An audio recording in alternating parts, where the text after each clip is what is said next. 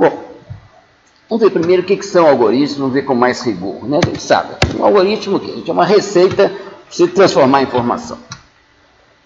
Então, mais formalmente, ele é uma prescrição de uma série de etapas de transformação, cada uma delas garantidamente realizável, ou então você tem um outro algoritmo que você pode utilizar. Bom, esse outro algoritmo, ele é composto de operações elementares ou por outro algoritmo. Alguma hora isso acaba, tá bom? Ou seja, você, para ser algoritmo mesmo, você tem que chegar num certo ponto em que você só tem operações elementares, tá bom? Operações garantidamente realizáveis. Tá? O que são operações garantidamente realizáveis? AND, OR, NOT e outras que a gente sabe que pode fazer por composições delas, tá bom? Somas, comparações, comandos, quase tudo que a gente já aprendeu aqui do Scilab, tudo isso é garantidamente realizável, exceto alguns loops. Alguns loops pode ser que ele não termine. Bom, mas tudo que a gente consegue fazer com o Scilab é realizável. Bom, vocês reparem que a definição do algoritmo já é recursiva. Bom, e o que é um programa, gente? Um programa, ele é a concretização de um algoritmo em uma determinada linguagem executável. Bom, então você tem um certo algoritmo, ele em Scilab, ele é desse jeito, dá origem a esse programa mesmo. Bom, esse mesmo algoritmo poderia ser programado em C, poderia ser programado em Fortran. Tá bom, gente? Então, o programa é a concretização do algoritmo em uma dada linguagem executável. Bom, quais são as questões mais importantes sobre algoritmos e problemas de transformação de informação? Primeiro, a especificação do problema. Ou seja, qual o problema mesmo que nós estamos tentando resolver?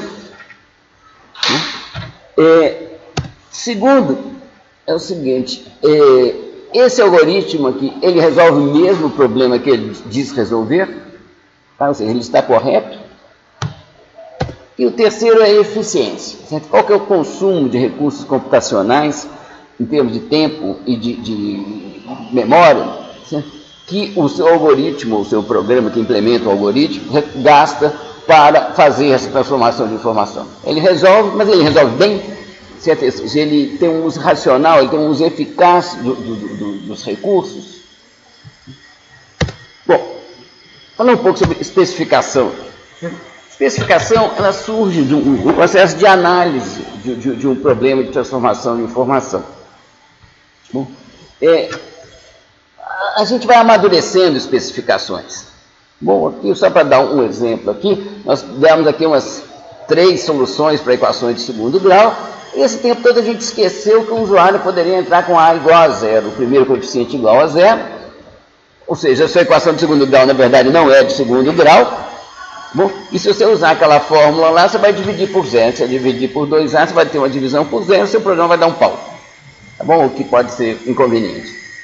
Bom, então, nessa hora, você fala, opa, deixa eu mudar a especificação. Se o A for igual a 0, eu vou resolver a equação de primeiro grau que resulta daí. Ou então, se o A for igual a 0, eu vou imprimir uma mensagem falando, A igual a 0 não serve. Tá bom? Você tem que mudar a especificação. Você vai amadurecendo a especificação, você tem uma antevisão do seu problema, e à medida que você vai avançando, você vai aprimorando aquilo. Bom, eu estou falando aqui de casos muito simples. Mas eu desenvolvo sistemas grandes para o Ministério da Saúde. Um deles, a gente está fazendo mineração de dados sobre os dados de produção do SUS. Certo? A gente procura encontrar anomalias que indicam possíveis fraudes. Uma anomalia que a gente encontra, por exemplo, é o seguinte: você tem uma cidade onde 1/4 da população fez tomografia durante um ano. Isso é uma coisa que medicamente é impossível acontecer. Então, isso é uma anomalia. Pode ser o quê? Pode ser um erro de dados, pode ser um mutirão que teve de tomografia, não sei porquê, porque teve um acidente de ônibus com a cidade inteira. Pode ter explicações. Entendeu? Mas é uma anomalia, a gente aponta isso e cabe ao Ministério da Saúde. Não. Bom, muito bem. Falando dessa forma, a coisa é simples. Entendeu? Mas, na verdade, gente, do 1 ano que durou o desenvolvimento desse sistema, nós passamos 8 meses especificando o sistema.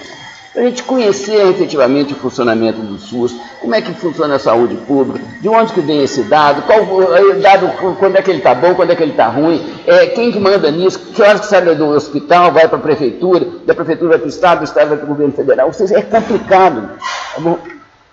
Então, o que eu quero dizer aqui é que a especificação em grandes sistemas, ela é muitas vezes a etapa mais cara e a mais importante. Entendeu? Você tem uma especificação mal feita, significa que depois do seu esforço de desenvolvimento, você resolveu o problema errado. Entendeu? Ou seja, você não perdeu o seu tempo. Tá? Você não conseguiu fazer aquilo que você pretendia porque a especificação foi mal feita. Bom, com toda a importância disso, tá bom? Nós não vamos abordar isso aqui não. Nós vamos mexer aqui com problemas cuja especificação seja muito simples, que todo mundo entende de cá. Mas vocês fiquem avisados que existem disciplinas, engenharia de requisitos, engenharia de software, certo? Que se dedicam exatamente a isso. Certo? Ou seja, como fazer boas especificações, como conversar com uma pessoa, que o cara é um médico, a área dele não é a sua não é a dele, certo? Como que você vai evoluindo para fazer uma coleta de requisitos e chegar a uma boa especificação que, a partir daí, te leva a um bom produto final. Tá bom? Então, especificação importantíssima, não é a nossa. Tá bom? Não é o objeto desse curso aqui, é objeto de vários outros cursos por aí. Bom, correção. Certo? Então, correção, qual que é o problema? É assim, esse algoritmo aqui, ele resolve o mesmo problema que ele diz resolver? É possível, em alguns casos, fazer uma prova formal da correção de um algoritmo. Bom, vocês desenvolvem um modelo formal para o seu programa e prova assim como se prova um teorema. Viu? Isso, entretanto, gente, só é factível para problemas muito pequenos. A gente chama isso de toy examples, sabe, de exemplos de brinquedo. Tá? Pensar em fazer uma prova formal desse meu programa para o SUS é coisa completamente fora de questão. Bom, não se consegue avançar nisso. Então, o que a gente usa? A gente usa testes. Bom, testes são usados para você ganhar convicção. Nós estamos testando tudo que a gente fez aqui, desde a primeira coisa que a gente fez aqui, a gente fala assim, vamos testar para ver se funciona mesmo. Certo? É uma coisa que você sempre tem que ter em mente.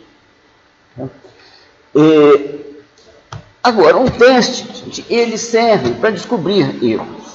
Bom, ele nunca garante a ausência de erros, porque dificilmente você cobre todas as possibilidades. Vou voltar aqui para o nosso exemplo tradicional aqui, que é do somador. Tá bom? Então, aqui está um circuito de soma completa, tá bom? Ele vai executando o algoritmo de soma, certo? Com propagação de valor. Bom, chega alguém para você e fala assim, eu tenho aqui um somador de 32 bits. Você quer comprar? Aí você fala assim, opa, será que ele funciona ou não funciona?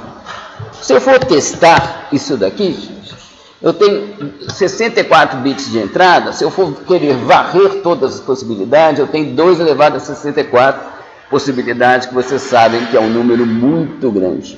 Tá bom? Então eu não vou conseguir testar isso daí.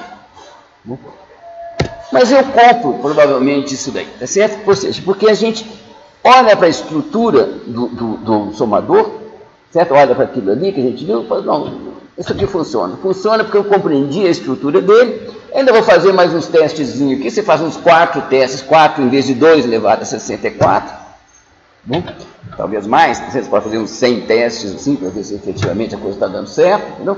Mas o seu fator de convicção mesmo, nesse caso, foi a compreensão da estrutura. Tá bom? Então a gente trata problemas, o problema da correção, a gente mistura duas coisas. Uma compreensão da estrutura do seu programa, do seu algoritmo, e outra, alguns testes que você faz para ver se está funcionando mesmo. É um misto dessas duas coisas. Bom, agora com relação à eficiência. Nós vamos ver hoje mesmo aqui alguns exemplos que algoritmos que fazem exatamente a mesma coisa, eles podem diferir muito na eficiência com que eles usam recursos computacionais. Só que existem algoritmos muito mais eficientes que outros. A gente usa o termo complexidade para designar uma função que descreve como que o uso de recursos computacionais cresce quando você tem uma entrada de um tamanho, ele gasta tanto tempo. Você dobrou essa entrada, ou aumentou essa entrada, quanto tempo que ele vai gastar? Tá bom? Então a gente quer uma função que descreva o quanto que isso vai aumentar.